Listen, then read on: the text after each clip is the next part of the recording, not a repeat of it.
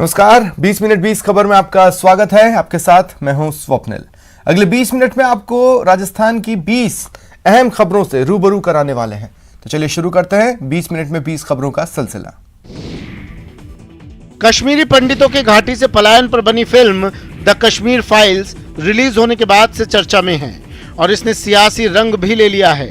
कई राज्यों ने इस फिल्म को टैक्स फ्री घोषित कर दिया है तो कुछ राज्यों में इस फिल्म को लेकर निषेधाज्ञा लागू की जा रही है। राजस्थान के कोटा में अधिकारियों ने कानून व्यवस्था का हवाला देकर जिले में धारा 144 लागू कर दी है। जिले में निषेधाज्ञा 22 मार्च से 21 अप्रैल तक लागू रहेगी। अधिकारियों का कहना है कि ये कदम कई त्योहारों से पहले सावधानी बरते हुए उठाया गया है। कार्यवाहक कलेक्टर राजकुमार सिंह ने 22 मार्च सुबह 6 बजे से 21 अप्रैल रात 12 बजे तक निषेधाज्ञा लागू की। आदेश के तहत कहीं भी 5 या 5 से अधिक व्यक्ति एकत्रित नहीं होंगे। कोई भी संगठन, संस्था या समुदाय सभा नहीं करेंगे एवं जुलूस नहीं निकालेंगे। नहीं कोई उत्तेजक नारेबाजी प्रदर्शन करेंगे। ये प्रतिबंध सरकारी कार्यक्रम, पुलिस, निर्वाचन संबंधी एवं कोविड-19 वैक्सीनेशन कार्यक्रम पर लागू नहीं होगा। जिले की सीमा में कोई भी व्यक्ति अस्त्र शस्त्र, विस्फोटक और ज्वलनशील पदार्थ लेकर सार्वजनिक जगहों पर नहीं जा सकेगा। मरीजों के लिए राहत की खबर है। एसएमएस अस्पताल के सुपर स्पेशलिटी ब्लॉक में ट्रायल रन शुरू हो चुका है। फिलहाल सुपर स्पेशलिटी ब्लॉक में डायलिसिस और एमआईआर की जांच शुरू की गई है। केंद्र सरकार द्वारा उद्घाटन के बाद विधिवत शुरुआत होगी। इस ब्लॉक के शुरू होने से मरीजों को काफी फायदा होगा। प्रदेश के सबसे बड़े एसएमएस अस्पताल के ट्रॉमा सेंटर के नजदीक करीब 200 करोड़ रुपयों की लागत से बना सुपर स्पेशलिटी ब्लॉक बनकर तैयार हो चुका है। पिछले काफी महीनों से इसके विधिवत उद्घाटन का इंतजार किया जा रहा है।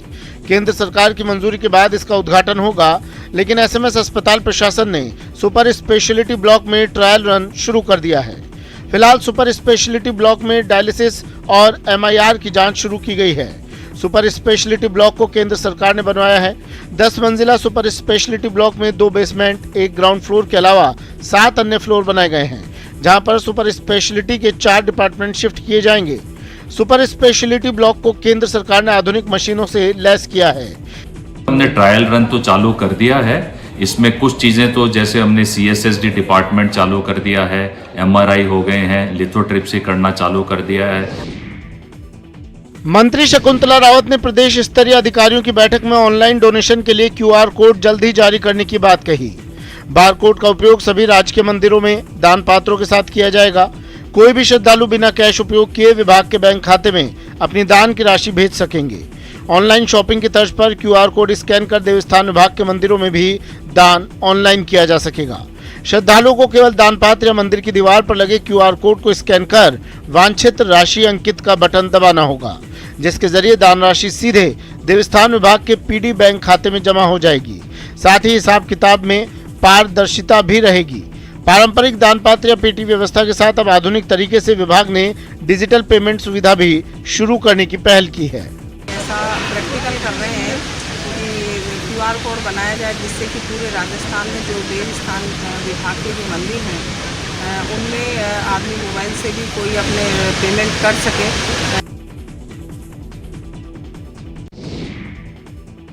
नगर निगम हेरिटेज में इन दिनों ऑल इज नॉट वेल है।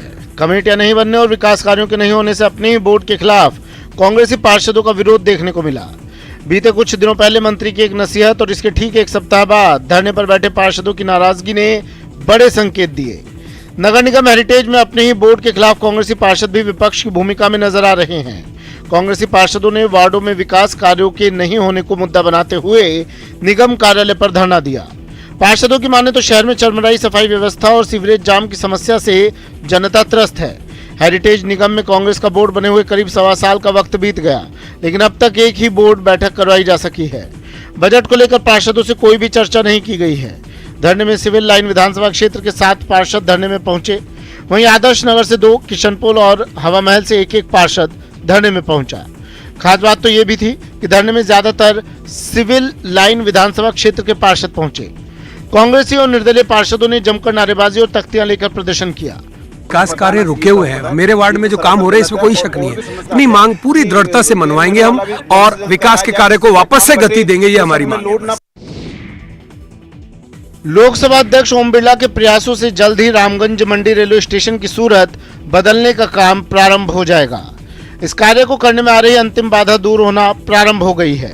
सर्कुलेटिंग एरिया में बने पुराने आबकारी भवन को नगरपालिका ने ध्वस्त करना शुरू कर दिया है। लोकसभा अध्यक्ष बिरला ने रामगंज मंडी स्टेशन पर विभिन्न प्रकार के विकास कार्य करवाने के लिए करीब 2 करोड़ 40 लाख रुपए का प्लान स्वीकृत करवाया था। रेलवे ने इस दिशा में काफी कार्रवाई भी कर ली थी, लेकिन सर्कुलेटिंग एरिया में बने पुराने आबकारी भवन के कारण मामला अटक गया। राज्य सरकार के स्तर से इसको तोड़ने में स्वीकृति मिलने में काफी समय लगा, लेकिन अब स्वीकृति मिलने के बाद नगर पालिका रामगंज मंडी ने इस पुराने और जर्जर भवन को गिराने का काम शुरू कर दिया है। इस भवन के ध्वस्त होने के तुरंत बाद रेलवे सर्कुलेटिंग एरिया में विकास कार्य प्रारंभ कर देगी। नई प्लानिंग में सर्कुलेटिंग एरिया को चौड़ा किया जाएगा। इसके लिए सर्कुलेटिंग एरिया में बने रेलवे के क्वार्टर्स को भी तोड़ा जाएगा। इन क्वार्टर्स की जगह नए क्वार्टर बनाने का काम शुरू हो गया है। इनके बनते ही रेल कर्मचारियों को वहां शिफ्ट कर दिया जाएगा। इसके बाद विकास कार्यों के दौरान पार्किंग का विस्तार किया जाएगा, जिससे वहां अधिक वाहन खड़े हो सकेंगे। रेलवे स्टेशन के प्रवेश द्वार की चौड़ाई भी बढ़ाई जाएगी। रामगंज मंडी क्षेत्र के लोगों की मांग पर स्पीकर बिरला ने फुट ओवर ब्रिज की लंबाई बढ़ाने का कार्य भी स्वीकृत करवाया है। 15 मार्च को फलौदी के बैगटी कल्ला गांव के पास स्थित फैक्ट्री में डकैती की घटना को अंजाम देने वाले डकैतों को पकड़ने में ग्रामीण पुलिस को सफलता मिली है। पुलिस ने कार्रवाई को अंजाम देते हुए 6 डकैतों को हथियारों के साथ गिरफ्तार किया। घटना में प्रयुक्त लग्जरी कार, नकली भारतीय मुद्रा, कई इलेक्ट्रॉनिक उपकरणों, फर्जी नंबर प्लेट्स सहित गिरफ्तार किया गया। ग्रामीण पुलिस अधीक्षक अनिल कयाल ने बताया कि गत 15 मार्च को मथानिया निवासी परिवादी जुगल किशोर ने फलौदी पुलिस थाने में रिपोर्ट की थी। इस पर मामला दर्ज कर अनुसंधान शुरू किया, जिसके दौरान जोधपुर ग्रामीण, जैसलमेर, बाड़मेर, बीकानेर, नागौर में ए श्रेणी की नाकाबंदी करवाई गई। इस गैंग के मुख्य सरगना हनुमान सिंह, शैतान सिंह और भूपेंद्र सिंह द्वारा अवैध रूप से हथियारों की खरीद फरोख्त कर लग्जरी कार के द्वारा अपने इलेक्ट्रॉनिक उपकरणों से विभिन्न ऐप से विदेशी नंबरों से आपस में संपर्क कर गैंग का गठन करते हैं। उसके पश्चात हथियारों से लैस होकर घटना की जगह प्रवेश करते हैं और लगातार हथियारों से फायरिंग कर घटना को अंजाम देते हैं। 6 मुलजिम पकड़े हैं, जिसमें से 2 जनों ने तो पहले दिन रेकी की थी और बाकी 3 अगले दिन घटना में एक्टिवली इन्वॉल्व थे। कोरोना काल में 2 साल से बंद स्कूल फिर से खुलने जा रहे हैं। अब लंबे अंतराल के बाद सरकार ने स्कूलों को खोल दिया है, मगर सरकार के निर्देश पर जिला कलेक्टर्स ने अपना तुगलकी फरमान सुनाते हुए बीएलओ कार्य में लगे शिक्षकों को स्कूल खुलने के साथ ही सामाजिक सुरक्षा के सर्वे कार्य में लगा दिया। यानी स्कूल भले ही खुले रहेंगे और विद्यार्थी आएंगे, बोर्ड की परीक्षाएं भी चलेंगी, मगर विद्यार्थियों को पढ़ाने वाले गुरुजी कलेक्टर्स के आदेश पर दिन भर स्कूल छोड़ सर्वे के काम में लगे रहेंगे। अब जिला कलेक्टर्स इस आदेशों को लेकर शिक्षक संघ सवाल खड़े कर रहे हैं और लामबंद हो रहे हैं। जयपुर जिला कलेक्टर्स के आदेश पर शिक्षक घर घर जाकर सामाजिक सुरक्षा सर्वे का काम करेंगे और यह सारा सर्वे का काम तब पूरा करने को कहा गया जब स्कूलों में बोर्ड की परीक्षाएं भी सर पर आ गई हैं। सर्वे का कार्य 16 मार्च से 15 अप्रैल के बीच में पूरा करने को कलेक्टर्स ने शिक्षकों को निर्देश दिया है। बड़ी बात यह है कि शिक्षा विभाग के जिन शिक्षकों को और कर्मचारियों में सामाजिक सुरक्षा पेंशन योजना सर्वे कार्य में लगाया गया है, उनमें से लगभग सभी कर्मचारियों की बोर्ड परीक्षा में ड्यूटी लगी है। टीचर्स के साथ साथ पटवारी, ग्राम सेवक और ग्राम स्तरीय अधिकारी भी लगे हैं और हमने यही निर्देश दिए हैं कि बोर्ड एग्ज़ाम्स भी चल रहे हैं, तो बोर्ड एग्ज़ाम्स में इम्पोर्टेंट ड्यूटी है, तो जो लोग उसमें बोर्ड एग्ज़ाम में ड्यूटी में लगे हैं उनको एग्जम्प्ट किया गया है। भरतपुर में कांग्रेस का संभाग स्तरीय कार्यकर्ता सम्मेलन 24 मार्च को आयोजित होगा। संभाग के सभी कांग्रेस नेता सम्मेलन में भाग लेंगे। कांग्रेस कमेटी के प्रदेश अध्यक्ष गोविंद सिंह डोटासरा और डिजिटल सदस्यता अभियान के प्रभारी संजय निरुपम कार्यकर्ताओं को संबोधित करेंगे। सम्मेलन में मुख्यमंत्री अशोक गहलोत का भी दौरा प्रस्तावित है, जिसको लेकर जिला प्रशासन द्वारा तैयारियां तेज कर दी गई। यूआईटी ऑडिटोरियम में कार्यकर्ता सम्मेलन आयोजित किया जाएगा, जिसको देखते हुए कांग्रेस कार्यकर्ताओं द्वारा भी तैयारियां की जा रही है। वहीं प्रशासन ने यूआईटी ऑडिटोरियम की सफाई के लिए निर्देश दिए हैं। इस सम्मेलन में भरतपुर, करौली, धौलपुर और सवाई माधोपुर के हजारों कार्यकर्ता शामिल होंगे। इतना ही नहीं, इस बार जिला परिषद के सदस्यों को भी बुलाया गया है। नगर पालिका के चेयरमैन और संभाग के कांग्रेस के सभी पंचायत समिति प्रधान इस सम्मेलन में मौजूद रहेंगे। हाल ही में 5 राज्यों में हुए चुनावों में जिस तरह से कांग्रेस को करारी हार मिली, उसके बाद अब कार्यकर्ता को डिजिटल सदस्यता अभियान के बारे में पाठ पढ़ाया जाएगा, किस तरह से आगामी चुनाव में कांग्रेस को जीत मिले, इसके लिए रणनीति तैयार की जाएगी। कांग्रेस पार्टी का सदस्यता अभियान चल रहा है, उसी को लेकर 24 तारीख को भरतपुर संभाग के प्रमुख नेताओं के साथ बैठक करने के लिए, उनकी मीटिंग लेने के लिए माननीय अशोक गहलोत जी, मुख्यमंत्री जी, प्रदेश कांग्रेस कमेटी के अध्यक्ष गोविंद डोटासरा जी और राजस्थान के पीआरओ संजय निरुपम जी आएंगे। कोटा पुलिस ने बड़ी कार्रवाई करते हुए नौकरी दिलाने और मोटी सैलरी का लालच देकर ऑनलाइन ठगी करने के आरोप में यूपी निवासी 3 अंतर्राज्यीय ठगों को गिरफ्तार करने में सफलता हासिल की है। आरोपी मौज मस्ती और अय्याशी का शौक पूरा करने के लिए ठगी की वारदातों को अंजाम देते थे। इसके लिए उन्होंने कैरियर हब नाम से कंपनी बना रखी थी। गिरोह के सदस्य शातिर तरीके से अलग अलग व्यक्तियों को फोन मैसेज कर नौकरी दिलाने का झांसा, मोटी सैलरी का लालच देकर अमीर बनने के सपने दिखाकर खाते में पैसे ट्रांसफर करवाते। गिरोह के सदस्यों ने ग्रामीण क्षेत्र के गरीब अनपढ़ लोगों के खाते को केंद्र सरकार की अलग अलग योजनाओं का पैसा आने का झांसा देकर खाते खुलवा रखे थे। खातेदारों से बैंक पासबुक, एटीएम ले रखे थे। इन खातों को ठगी में इस्तेमाल करते थे। ठगों द्वारा अलग अलग वारदातों से लाखों रुपए कंपनी और अन्य खातेदारों के खाते में जमा करवाए गए। गिरोह के सदस्यों ने करियर हब कंपनी के नाम से फोन कर नौकरी का झांसा और मोटी सैलरी का लालच देकर कोटा निवासी को 2-3 महीने तक फोन किया। व्हाट्सएप पर बात कर अलग अलग खातों में कुल 26 लाख रुपए जमा करवाए, जिसकी शिकायत पीड़ित ने जून 2020 में नयापुरा थाने में दर्ज करवाई थी। सीकर जिले में एक ही रात में एटीएम कार्ड कर लूट करने की 2 बड़ी वारदातों का पुलिस ने पर्दाफाश कर दिया है। पुलिस ने इस मामले में 2 शातिर बदमाशों को गिरफ्तार किया। इन दोनों ही वारदातों को पपला गुजर गैंग ने अंजाम दिया था। पुलिस के मुताबिक मामले में शेरगढ़ उत्तर प्रदेश के रहने वाले दानवीर गुजर और लक्ष्मणगढ़ इलाके के हिस्ट्री शीटर बजरंग सिंह को गिरफ्तार किया है। आरोपियों ने पूछताछ में 7 मार्च की रात को लक्ष्मणगढ़ और फतेहपुर में 2 एटीएम गैस कटर से काट कर वारदात करना कबूल किया है।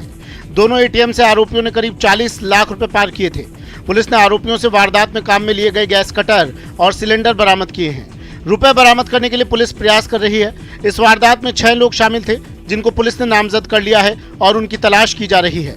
पुलिस का कहना है कि बदमाश बहुत ही शातिर हैं और गिरफ्तार किया गया आरोपी दानवीर 2 हत्या के मामले में बंद हो चुका है। ये पूरी गैंग लंबे समय से पपला गुजर से जुड़ी हुई है। अन्य आरोपियों की तलाश में पुलिस लगातार उत्तर प्रदेश में दबिश दे रही है, लेकिन अभी तक सुराग नहीं लगा है। फतेहपुर कस्बे में और लक्ष्मणगढ़ कस्बे में अलग अलग एटीएमों में गैस कटर से काटकर और एटीएम लूट की वारदात हुई थी, जिसका आज कोतवाली पुलिस ने उसमें मुख्य आरोपी को गिरफ्तार करते हुए खुलासा किया है। ओरण और गोचर भूमि निजी कंपनियों को आवंटित करने के विरोध में पूर्व विधायक सांग सिंह भाटी के नेतृत्व में सैकड़ों किसान जिला कलेक्ट्रेट कार्यालय के सामने 5 मार्च से अनिश्चितकालीन धरना दे रहे हैं। किसानों के इस धरने को 19 दिन बीतने के बाद भी जिला प्रशासन और सरकार सुध नहीं ले रही है। इस संबंध में पूर्व विधायक ने बताया कि कुछ दिन पहले जिला कलेक्टर डॉक्टर प्रतिभा सिंह को ज्ञापन देकर मांगों को समय पर निस्तारित करने की मांग रखी थी, लेकिन अभी तक किसानों की मांगों पर ठोस कदम नहीं उठाए जाने पर दूसरी बार आंदोलनरत किसानों ने अतिरिक्त जिला कलेक्टर हरि सिंह मीणा को ज्ञापन सौंपा और आगामी 26 मार्च तक अल्टीमेटम दिया कि उक्त दिनांक तक किसानों के हित में फैसला लिया जाए, अन्यथा हम उग्र आंदोलन करेंगे, जिसमें होने वाले नुकसान की जिम्मेदारी जिला प्रशासन एवं पुलिस प्रशासन की होगी। 5 तारीख के दिन हमने ज्ञापन दिया। जिले की वाजिब मांगे थी, एक गांव की मांग थी, वो सारी लिख के हमने ज्ञापन में दे दी कि इसको हाथों हाथ आप सुलझा दो। देखो साहब, होली जैसा त्योहार हिंदू संस्कृति में आना और उसको भी जैसे मेरे की आमजन फुटपाथ पे बैठ के होली का त्योहार भी उसको नहीं मनाए, इससे ज्यादा क्यों क्या होता है। ये सब कर इसलिए रहे हैं कि दूसरी तरफ पर्यावरण को लिए भी बहुत जरूरी थी। प्रतापगढ़ में पुलिस की ओर से चलाए जा रहे सड़क सुरक्षा जागरूकता अभियान के तहत यातायात पुलिस ने 25 वाहनों के चालान बनाकर 5,000 रुपए की जुर्माना राशि वसूल की। इस दौरान लोगों को यातायात नियमों के प्रति जागरूक भी किया गया। यातायात पुलिस के प्रभारी छबिलाल ने बताया कि जिले में सड़क दुर्घटनाओं की रोकथाम एवं यातायात नियमों के प्रति लोगों को जागरूक करने के लिए आगामी 30 मार्च तक सड़क सुरक्षा जागरूकता अभियान चलाया जा रहा है। पुलिस अधीक्षक डॉक्टर अमृता दुहन के निर्देशन में चलाए जा रहे इस अभियान के तहत आमजन और वाहन चालकों को यातायात नियमों के प्रति जागरूक करते हुए उनका पालन करने की भी शपथ दिलाई जा रही है। विद्यालयों में जाकर विद्यार्थियों को भी इसके प्रति जागरूक किया जा रहा है। विभिन्न चौराहों पर दुपहिया वाहन चालकों को हेलमेट लगाने, तेज गति से वाहन नहीं चलाने, वाहन चलाते समय मोबाइल पर बात न करने आदि नियमों की जानकारी दी जा रही है। साथ ही यातायात नियमों का उल्लंघन करने वालों पर पुलिस द्वारा चालानी कार्रवाई की जा रही है।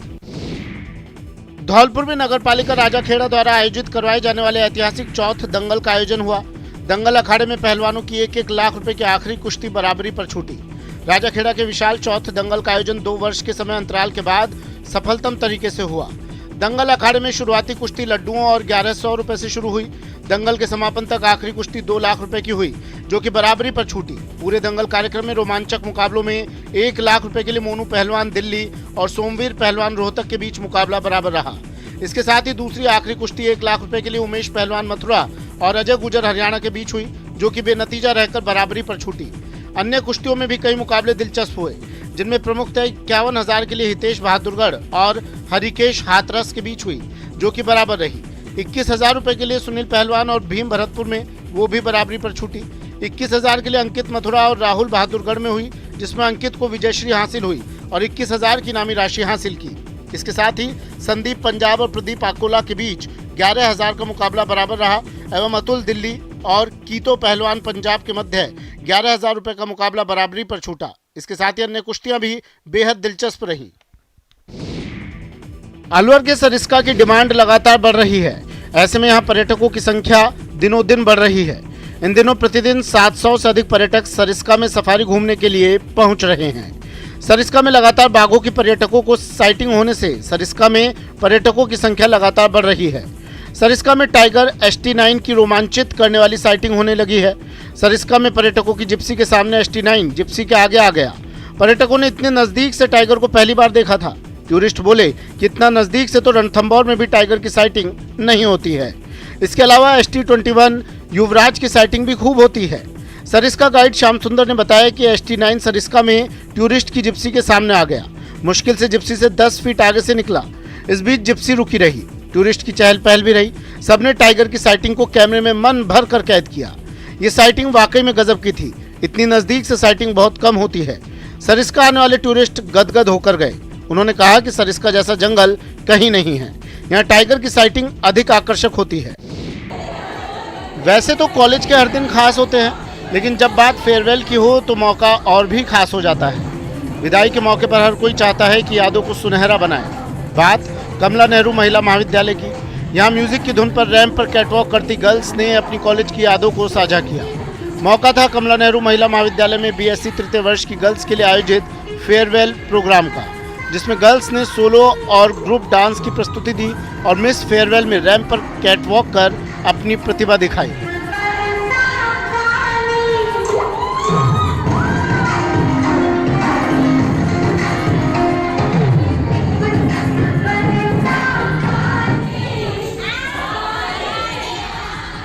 प्रोग्राम में आयुषी बैठाओ मिस फेयरवेल बनी। वहीं फर्स्ट रनर अप दिव्या एवं Manisha Chaudhary, second runner up Pooja Chaudhary रही।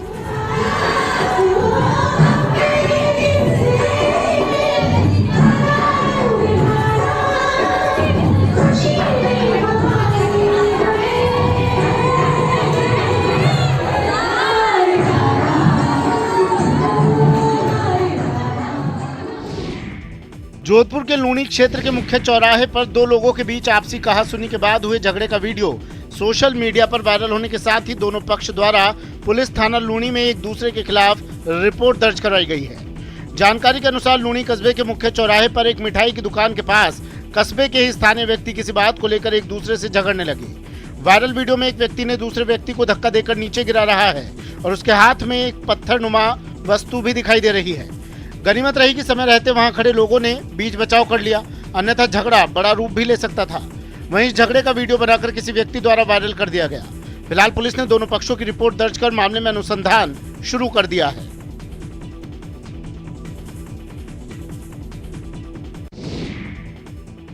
चूरू के तारानगर में राजकीय सीनियर सेकेंडरी स्कूल में वार्षिकोत्सव कार्यक्रम का आयोजन किया गया। स्कूल में छात्र छात्राओं ने रंगारंग सांस्कृतिक प्रस्तुतियां दी। वार्षिकोत्सव व पुरस्कार वितरण समारोह हुआ। इस कार्यक्रम की अध्यक्षता प्रधानाचार्य देवकरण सिंह ने की। मुख्य अतिथि पालिका अध्यक्ष प्रियंका रही। कार्यक्रम में छात्राओं ने सरस्वती वंदना और स्वागत गायन की प्रस्तुति दी। इसके बाद स्कूल के छात्र छात्राओं ने रंगारंग सांस्कृतिक कार्यक्रमों की प्रस्तुतियां दी, जिसमें राजस्थानी कला, संस्कृति और गीत संगीत की प्रस्तुतियों ने सभी का मन मोह लिया। कार्यक्रम में अव्वल रहे 20 होनहारों को अतिथियों ने प्रतीक चिन्ह और प्रशस्ति पत्र देकर पुरस्कृत किया गया। इसके अलावा कार्यक्रम में भामाशाहों और पूर्व विद्यार्थियों का अभिनंदन किया गया। पश्चिमी राजस्थान के सरहदी बाड़मेर जिले की कला, संस्कृति एवं पर्यटन को बढ़ावा देने के लिए आयोजित होने वाला थार महोत्सव 10 साल बाद होने जा रहा है। 5 दिवसीय ये आयोजन 25 से 30 मार्च तक आयोजित होगा। महोत्सव के कारण हजारों लोगों को रोजगार मिलता था। बीते दशक भर से संगीत से लबरेज शाम उदासीनता के स्याह अंधेरों में खो चुकी है। स्थानीय कलाकारों का कहना है कि लंबे समय के बाद एक बार फिर थार महोत्सव के आगाज के साथ ही उनकी कला विदेशों तक जा पहुंचेगी।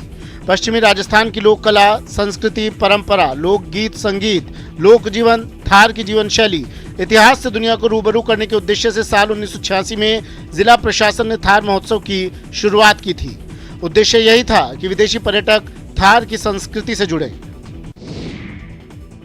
अब प्रदेश भर के खिलाड़ियों को खेल के दौरान होने वाली इंजरी की समस्या से नहीं जूझना पड़ेगा। अब इसके विशेष उपचार के लिए कहीं भी भटकना नहीं पड़ेगा। राज्य के खिलाड़ियों के लिए जयपुर के एसएमएस स्टेडियम में अब इंजरी से जूझ रहे खिलाड़ी अपना उपचार करवा सकेंगे। यहाँ स्पोर्ट्स इंजरी के विशेषज्ञ डॉक्टरों की मदद मिल सकेगी। इसके लिए आज राज्य क्रीड़ा परिषद ने जयपुर वेलफेयर डॉक्टर्स सोसाइटी के साथ MOU करके ये सुविधा यहाँ के खिलाड़ियों को उपलब्ध करवाई है। High performance and rehabilitation centre पर अब खिलाड़ियों को ट्रेनिंग के साथ ही उपचार की सुविधा भी निःशुल्क रूप से दी जा सकेगी। यहाँ सप्ताह में 3 दिन के लिए विशेषज्ञ डॉक्टर्स स्पोर्ट्स इंजरी की OPD सेवाएं उपलब्ध करवाई जा सकेंगी, जिससे खिलाड़ियों को यहाँ डॉक्टर्स द्वारा निःशुल्क सलाह मिलेगी। यहाँ 9 डॉक्टरों का पैनल हमेशा तैयार रहेगा। आमतौर पर खिलाड़ियों को खेल अभ्यास और प्रशिक्षण के दौरान उन्हें इंजरी की समस्या से जूझना पड़ता है। राजस्थान के खिलाड़ियों के लिए आज हम जयपुर राजस्थान राज्य क्रीड़ा परिषद एवं जयपुर डॉक्टर्स वेलफेयर सोसाइटी के माध्यम हम MOU कर रहे हैं 5 वर्ष के लिए। सवाई मानसिंह स्टेडियम जयपुर में प्रतिदिन विभिन्न खेलों के खिलाड़ी नियमित प्रशिक्षण प्राप्त करने के लिए आते हैं। खिलाड़ियों को प्रशिक्षण के दौरान चोटों का सामना करना पड़ता है। अलवर जिले के रामगढ़ में स्थित ITBP ट्रेनिंग सेंटर में आज पासिंग परेड आयोजित हुई, जिसमें ITBP की मुख्य धारा में 374 जवान शामिल हुए। 48 सप्ताह के प्रशिक्षण के बाद जवानों ने राष्ट्र सुरक्षा की शपथ ली। अब ये जवान जम्मू कश्मीर और नक्सली इलाकों में अपनी सेवाएं देंगे। रामगढ़ स्थित central training college Bharat Tibbat सीमा पुलिस बल में 48 सप्ताह के कठिन प्रशिक्षण के उपरांत देश की आन बान शान की शपथ लेने के बाद 374 नव आरक्षी भारत तिब्बत सीमा पुलिस बल की मुख्य धारा में शामिल हुए। ब्रास बैंड की मनोहारी धुन पर गजब का आत्मविश्वास दिखाते नव सैनिकों ने परेड ग्राउंड में शानदार मार्च पास्ट किया और राष्ट्रध्वज एवं बल ध्वज के तले देश पर मर मिटने की शपथ ली। इस अवसर पर ब्रास बैंड की मनोहारी धुन कर्णप्रिय रही। इसके अतिरिक्त प्रशिक्षकों एवं नव आरक्षियों के द्वारा किए गए प्रदर्शन ने दर्शकों का मन मोह लिया। इस पावन अवसर पर संस्थान भिन्न भिन्न इकाइयों से आतिथ्य स्वीकार किए पदाधिकारी गण, नव आरक्षियों के अभिभावक गण एवं संस्थान के अन्य अधिकारी गण भी मौजूद थे। आगे बढ़ती प्लाटून नंबर 6 जिसकी कमान संभाली है सिपाही जीडी